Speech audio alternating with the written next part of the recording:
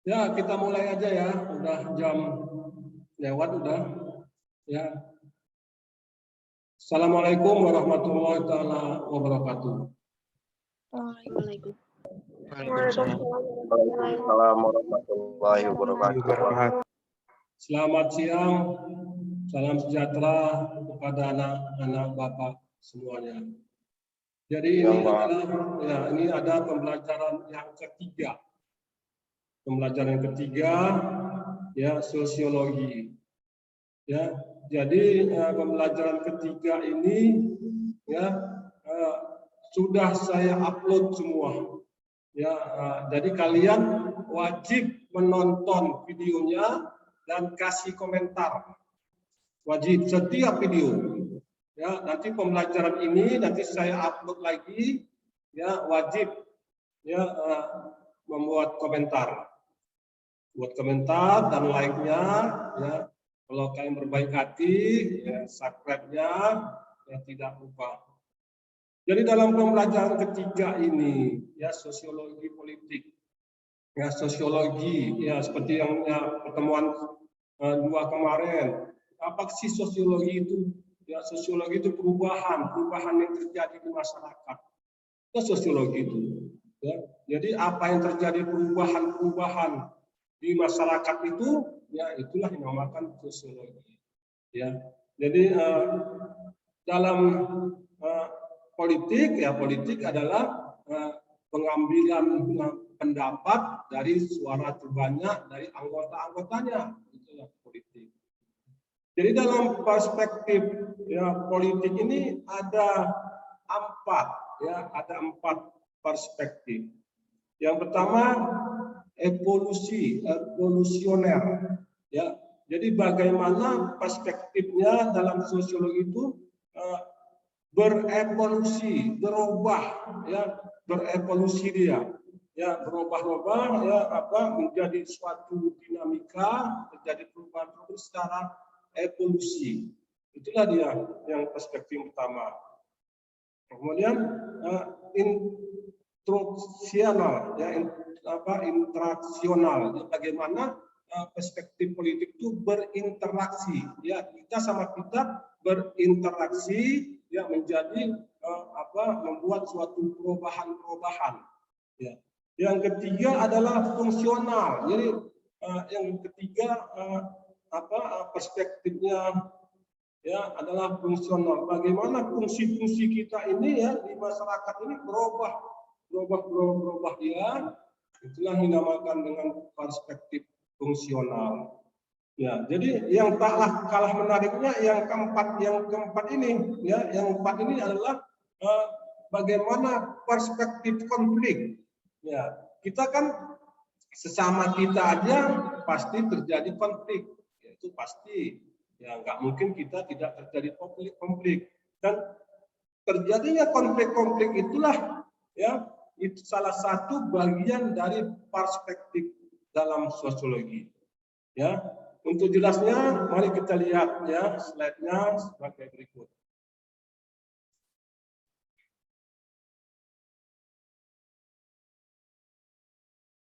Ya.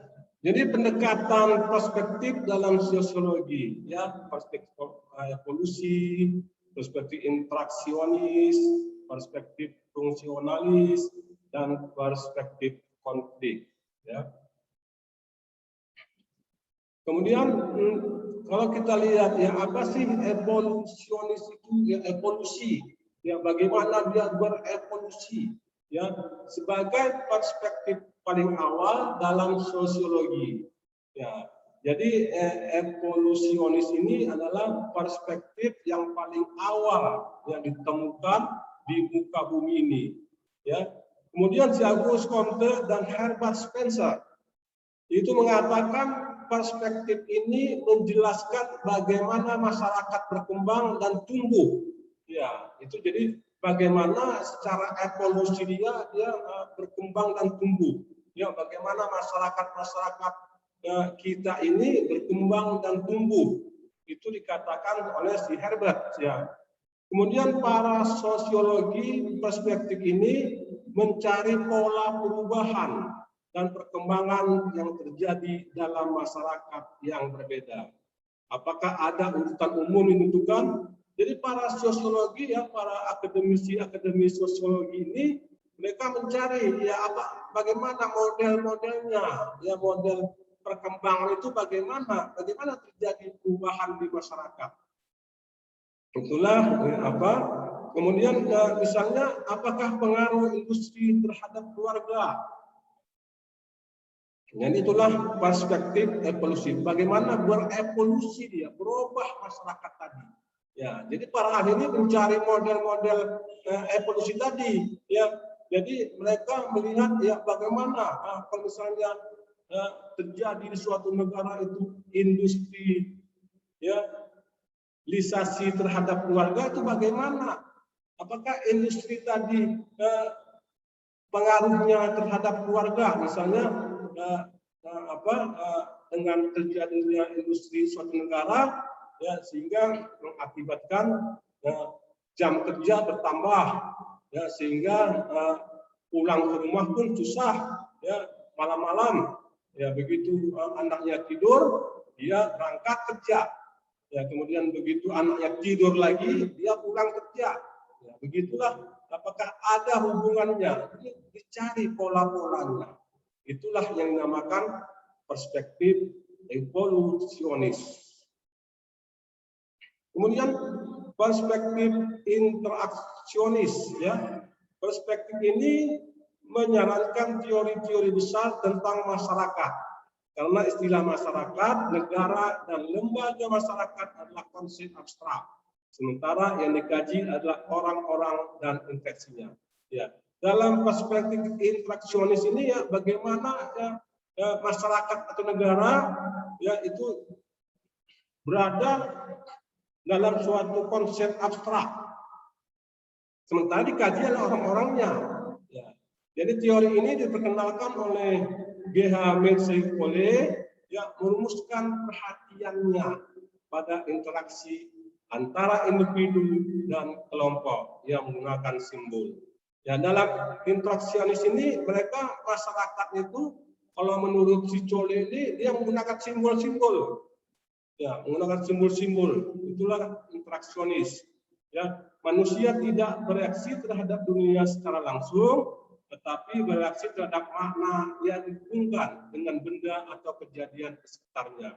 Jadi dalam hal ini manusia tidak langsung berinteraksi, tetapi dia berinteraksi dengan simbol-simbol. Ya, misalnya ada simbol orang marah. Nah, jadi masyarakat itu sedang marah. Nah, jadi dia berinteraksi dengan simbol-simbol. Ya, nah, jadi pada saat itu bagaimana interaksionis ini ya menggunakan simbol-simbol. Ya, kemudian pendekatan interaksi simbolik. Jadi menekankan pentingnya makna sosial, social meanings dari perilaku manusia yang melekat pada dunia sekitarnya.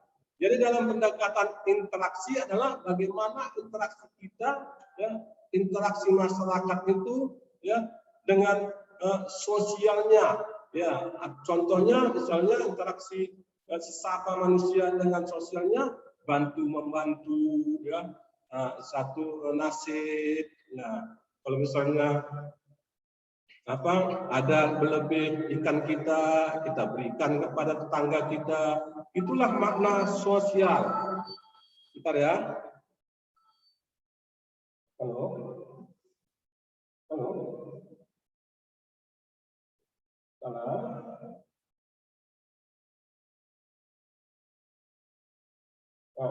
Ya.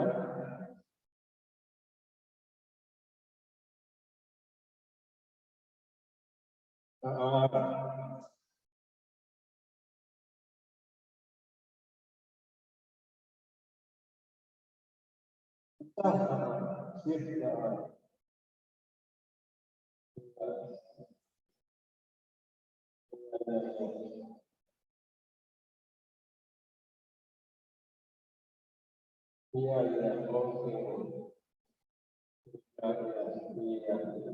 Iya. Waalaikumsalam. Ya, ntar ya. Jadi ada tadi dari Pancabudi, telepon kita, ya. Jadi apakah mengajar? Ya, kita lagi sedang mengajar, ya. Kemudian pendekatan seperti yang saya katakan tadi, ya, pendekatan interaksi simbolik, ya, mendekankan pentingnya makna social meanings dari perilaku manusia yang melekat pada dunia sekitarnya. Ya. 3 premis atau bloomer yang manusia bertindak terhadap sesuatu atau orang berdasarkan bagaimana mereka memberi makna terhadap sesuatu orang tersebut. Kemudian makna merupakan produk sosial yang muncul dari interaksi. Jadi ini dia ya bagaimana 3 premis ini ya memaknai sesuatu. Ya, jadi orang-orang tersebut ya masyarakat kita itu bagaimana mereka memaknai sesuatu. Ya, misalnya terang bulan, apa maknanya? Ya, misalnya awan banyak, apa maknanya? Ya, jadi masyarakat kita memaknai ya apa yang terjadi terhadap sesuatu. Ya, misalnya terang bulan nggak boleh mancing, ya ikan nanti nggak ada. Seperti itulah ya memaknai interaksi secara simbolik. Kemudian sosial aktor atau pelaku sosial ya memberikan makna melalui proses interpretasi. Penafsiran merupakan sesuatu yang esensial yang mempengaruhi definisi sosial. Konsep diri merupakan definisi yang diciptakan melalui interaksi dengan orang lain. Ya, untuk mempelajari tingkah laku manusia, perlu memahami sistem makna yang diacu oleh manusia yang dipelajarinya. Inilah yang dikatakan C.G. Hamid dan Herbert Blumer. Ya. Kalau kita lihat prinsip-prinsip interaksionisme simbolik, ya, manusia tidak seperti hewan rendah lainnya diberkahi dengan kapasitas berakal. Ya, jadi dalam interaksi simbolik ini, ya kita memang manusia yang diciptakan Tuhan itu yang berakal. Ya, jadi kalau misalnya tidak berakal, ya sama juga dengan hewan. Ya, kita berakal dan bisa menentukan memilih mana yang baik dan mana yang buruk. Kemudian kapasitas untuk berpikir itu berbentuk karena interaksi sosial. Jadi kita tuh berpikir itu ya terbentuk itu dari sama kita berinteraksi. Ya, di masyarakat itu berinteraksi, ya itulah dia kita berpikir. Ya. Di dalam interaksi sosial manusia mempelajari arti dan simbol-simbol yang membuat dapat melakukan kapasitas berpikir sebagai manusia.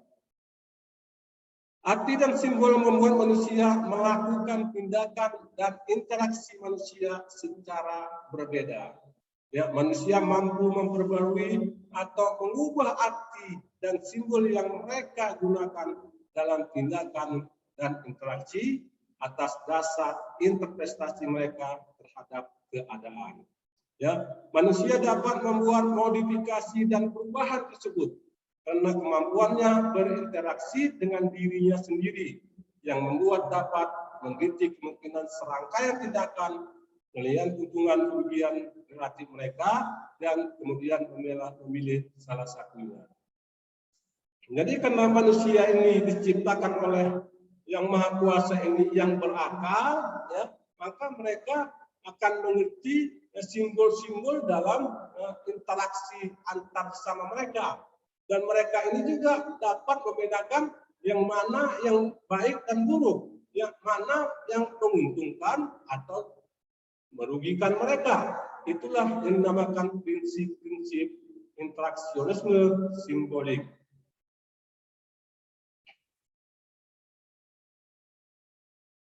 Kemudian prinsip-prinsip pendekatan fungsional atau expression, ya. Garis besar pendekatan ini adalah masyarakat itu dapat dianalogikan sebagai organ tubuh manusia, ya, yang terdiri dari bagian, komponen, subsistem yang saling berhubungan dan saling bergantung untuk mewujudkan keseimbangan. Ya, jadi kalau kata si Talcott person ini itu mengatakan bahwa manusia itu sebagai organ, ya, masyarakat itu sebagai organ tubuh manusia. Ya, ada kepala, ada mata, ada telinga, ada hidung, dan mereka itu saling berhubungan, saling bergantung sama lain. Dan mereka itu ya setelah saling berhubungan, saling bergantung kepada yang lain, itu mewujudkan keseimbangan. Jadilah keseimbangan di masyarakat. Rusak atau terganggunya satu bagian akan mengganggu bagian yang lain atau bahkan keseluruhan bagian. Jadi kalau organ tubuh kita ini salah satu sakit, ya bisa saja lumpuh kita tidak bisa ngapa-ngapain, ya karena salah satunya rusak atau sakit. Ya minimal kalau salah satu indera kita yang sakit, maka apa yang kita lakukan akan sangat terbatas. Ya, kemudian dalam perspektif fungsional, ya, masyarakat dilihat sebagai suatu jaringan kelompok yang bekerja sama secara terorganisir dan bekerja secara teratur menurut seperangkat aturan dan nilai yang dianut oleh sebagian besar masyarakat. Ya, jadi kalau tadi dikatakan oleh ahli tadi bahwa masyarakat itu merupakan organ tubuh kita, maka secara terorganisasi, ya, jadi dia secara teratur dia bekerja menurut seperangkat aturan. Ya, kalau misalnya kalau organ tubuh kita, kalau mata, ya, kerjanya melihat, kalau kuping mendengar. Ya. Masyarakat dipandang sebagai suatu sistem yang stabil dengan kecenderungan ke arah keseimbangan untuk mempertahankan sistem kerja yang selaras dan seimbang. Itulah dia. Jadi masing-masing organ tubuh kita ini ya bekerja secara struktur, ya masing-masing ada kerjanya. Ya kalau mata melihat, ya kalau tangan memegang, sampai ke kaki berjalan, sampai semua organ-organ tubuh kita. Dan itulah sebagai suatu sistem yang stabil yang untuk mempertahankan sistem kerja. Dan itu harus seimbang. Yang tidak mungkin mata ini saja yang ini yang melihat ataupun tangan ini memegang terus bekerja terus. Ya, jadi mesti ada keseimbangan ya antara organ-organ tubuh kita tadi. Dan ini untuk mempertahankan sistem kerja yang selaras dan seimbang. Jadi tokoh terkemuka perspektif fungsional itu yang seperti tadi si Talcott person, si Kingsley Davis, Robert Merton. Ya. Si Robert Merton itu mengatakan setiap kelompok atau lembaga melaksanakan tugas tertentu dan terus-menerus karena hal ini fungsional. Nah, kalau si Robert ini lain lagi katanya, ya setiap kelompok atau lembaga itu melaksanakan tugas tertentu terus-menerus. Nah, karena itu fungsional, karena dia fungsinya dia bekerja terus-menerus. Ya. Sekolah mendidik anak, mempersiapkan para pegawai, mengambil alih tanggung jawab, dan sebagian waktu dan sebagainya. Inilah secara terus-menerus. Ya, karena fungsinya sebagai orang tua, ya mendidik anak. Ya. Fungsinya sebagai istri, ya menjaga keutuhan keluarga, merawat suami. Ya, itulah yang dikatakan oleh si Robert Merton. Apa persyaratannya? Ya, agar masing-masing komponen itu fungsional, diperlukan ya sosiologi dan kontrol sosial. Ya, agile, adaptation, goal attainment, integrasi, maintenance, ya, perawatan yang baik, ya. Kemudian agile, apa sih agile itu ya? Agile yang di atas tadi ya, agile itu adalah singkatan dari adaptation yang menunjukkan pada kemampuan sistem menjamin apa yang dibutuhkannya dari lingkungan serta mendistribusikan sumber-sumber tersebut ke dalam seluruh sistem. Ya, jadi adaptation, ya, kemampuan sistem. Kemudian goal teman, ya, pencapaian tujuan. Goalnya apa? Ya. Jadi mencapai tujuan sistem dan penetapan prioritas tujuan. Jadi kita kan masing-masing orang itu, masing-masing individu itu kan mempunyai goal yang bermacam-macam. Ya. Jadi bagaimana goalnya tadi, tujuannya tadi dicapai dan apa prioritasnya, apa goal mana yang duluan diprioritaskan. Misalnya kita seorang mahasiswa, ya goal kita atau tujuan kita, ya kita kuliah agar cepat selesai. Kemudian kita bekerja, kemudian kita akan berumah tangga. Jadi yang ketiganya ini mana yang utama? Ya tentu ya kita harus menyelesaikan dulu ya kuliah kita, baru kita masuk goal kedua, kita mencari pekerjaan. Ya bahkan sampai goal yang ketiga yang menikah. Ya. Jadi secara berurut kita prioritaskan mana yang harus kita lakukan. Ada memang yang tidak sesuai dengan prioritasnya. Ada yang begitu selesai kuliahnya, ya dia langsung menikah. Ada, ya dia. Jadi tidak lagi dia bekerja, tapi dia menikah. Tergantung orang-orangnya, dan tergantung kita itu mana prioritas yang kita laksanakan. Kemudian integrasi, koordinasi, dan kesesuaian bagian-bagian sistem sehingga seluruhnya berfungsi. Jadi semua bagian-bagian tadi kalau kita contohkan tadi dalam organ tubuh, ya itu bagian-bagian sistem ya, sehingga seluruhnya menjadi fungsional. Ya. Latent maintenance ya, menunjukkan pada bagaimana menjamin kesinambungan tindakan dalam sistem sesuai dengan aturan atau norma-norma yang berlaku. Kemudian pendekatan konflik, ya, yang perspektif dalam sosiologi tadi, yang terakhir adalah pendekatan konflik. Itu si Karl Marx, ya, si Karl Marx itu dia menyatakan pendekatan konflik. Melihat masyarakat berada dalam konflik yang terus-menerus antara kelompok dan kelasnya. Jadi si Marx itu menyatakan bahwa manusia itu terus berkonflik, ya, sesuai dengan rasnya antara si kaya dan si miskin itu terus berkonflik. Ya, jadi bagaimana kelasnya antara orang kaya dengan orang kaya juga berkonflik, antara orang miskin dengan orang miskin juga berkonflik, ya apalagi orang kaya dan orang miskin. Si Marx itu memusatkan perhatian pada pertentangan antar kelas untuk memiliki kekayaan produktif. Ya. Perjuangan meraih kekuasaan dan penghasilan sebagai suatu proses yang berkesinambungan. Pada teoretisi, ya masyarakat terkait bersama karena kekuatan kelas atau kelompok yang dominan.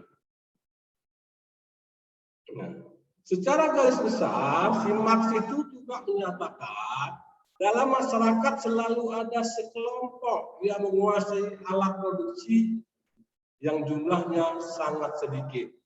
Ya. Dan ada sekelompok orang yang tidak menguasai alat produksi yang jumlahnya sangat banyak. Ya. Hubungan kedua kelas itu terjadi perbedaan kepentingan kelas dan menginginkan status quo, sedangkan kelas bawah menginginkan hilangnya kelas.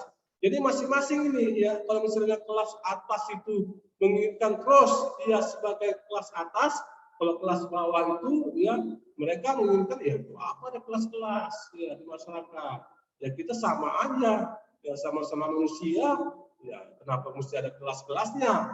Ya itulah ya konflik tadi yang terjadi antara kelas bawah dan kelas menengah.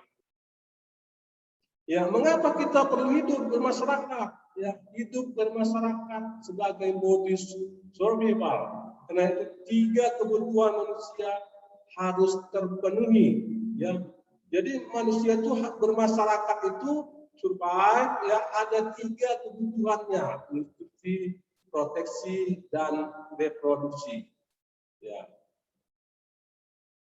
Nah, kalau kita lihat tipe-tipe manusia, masyarakat tipe biososial, masyarakat tipe sosial kultural, ya sedangkan tipe biososial ya yaitu masyarakat yang dalam pemenuhan kebutuhan nutrisi, proteksi, dan reproduksi bergerak secara refleks biologis, di mana segala bakat dan kemampuan individu diperoleh lewat proses hereditas pewarisan bakat biologis. Kemudian plural, ya, fungsi individu pada masyarakat biososial seiring dengan polimorfisik fisiknya, misalnya pengamanan, ya, bertelur, ya, bekerja. Jadi pluralisme fungsi itu ada, ya, bionya itu di mana, biososialnya. Ya, jadi hal ini nampak pada masyarakat serangga, semut, dan lain-lain. Masyarakat tipe sosial kultural. Dalam masyarakat ini segala kemampuan untuk memenuhi hajat didasarkan proses pengalaman pengajaran, kemudian masa kanak-kanak panjang dan pluralisme fungsi tidak seiring dengan polimorfisme fisik diantaranya pada masyarakat manusia. Ya, jadi ya habis lagi si Jum ini, ya kan? Iya, kadang-kadang si Jum ini habis. Nanti kalau misalnya Jumnya keluar, nanti masuk lagi ya. Ya, Pak. Baik, Pak. Ya. Jadi metode kuantitatif, ya. Artinya sosiologi menggunakan data atau informasi berupa angka-angka, ya, sehingga gejala yang teliti dapat diukur dengan menggunakan skala. Indeks tabel-tabel pemula yang menggunakan ilmu pasti atau matematik.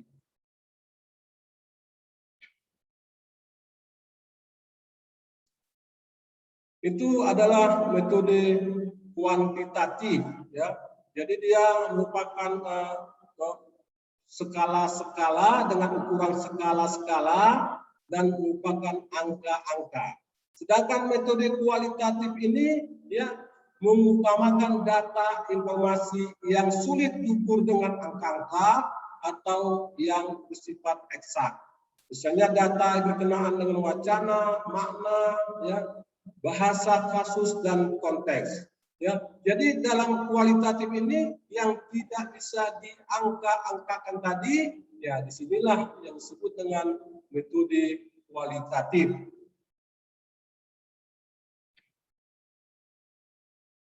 Kemudian perbedaan metodologi kuantitatif dan kualitatif ada di Fireworks, ya. Nanti ya, ini dia perbedaannya, ya. Masyarakat, ya, itu ada isunya masyarakat, kemudian struktural fungsional, suatu sistem sosial yang diikat nilai-nilai kebutuhan dan tujuan yang sama atau konsensus. Ya, ini bisa kita baca nanti, ya, bagian-bagian yang isunya dan kemudian pluralnya, etisnya ataupun kelasnya.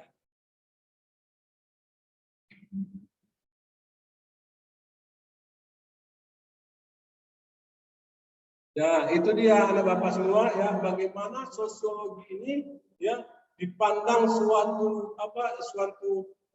evolusi interaksionalis, fungsional, dan konflik, ya. Jadi dalam konflik ini juga dilihat, ya, dipelajari model-modelnya bagaimana.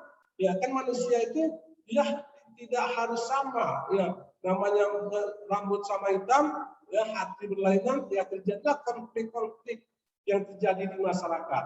Ya, bagaimana konflik itu, yang modelnya bagaimana, ya, itulah yang akan terus dipelajari perubahan-perubahannya. Ya, terima kasih ya Bapak. Ya, silakan yang ingin bertanya. Ada Anissa? Ya. Anissa mau tanya?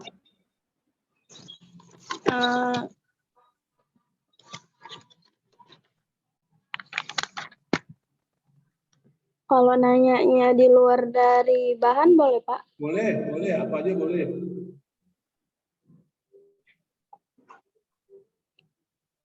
Apakah terdapat perbedaan sistem pemerintah yang sentralistik dengan desentralisasi, Pak? Ya. Apakah ada perbedaan pemerintah yang desentralisasi dengan sentralisasi? Ya jelas ada bedanya. Kalau misalnya pemerintah itu sentralisasi, semuanya tersentral, terpusat. Kebijakan yang dibuat oleh pemerintah itu ya pusat semua. Ya, jadi di daerah ini tinggal ininya aja, tinggal melaksanakan. Jadi tidak bisa milih-milih proyek, milih-milih kegiatan, milih-milih pembangunan yang menentukan pusat semua. Itu namanya sentralisasi. Kemudian yang dinamakan desentralisasi. Ya, desentralisasi itu adalah semua kebijakan pembangunan itu dilakukan dari bawah. Ya, kalau dalam manajemen keuangan desa itu semuanya direncanakan dari bawah. Ya, di sana dilakukan musyawarah rencana pembangunan. Ya, disitulah direncanakan semua. Jadi sampai dia kecamatan, kemudian kabupaten, provinsi, sampai dia ke nasional. Dan nasional itulah ya, yang akan melakukan melihat bagaimana pembangunan dari bottom up, ya, dari bawah terus ke atas. Itu yang desentralisasi. Ya, terima kasih ya Bapak. Ayo, yang lain ada? Ada?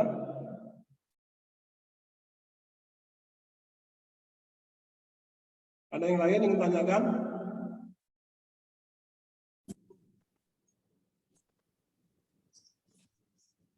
Ya.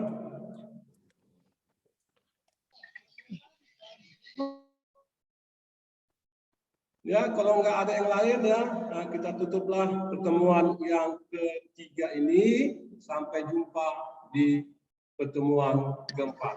Kita akhiri. Wabillahi taufiq wal hidayah. Assalamualaikum warahmatullahi wabarakatuh. Waalaikumsalam warahmatullahi wabarakatuh. Terima kasih.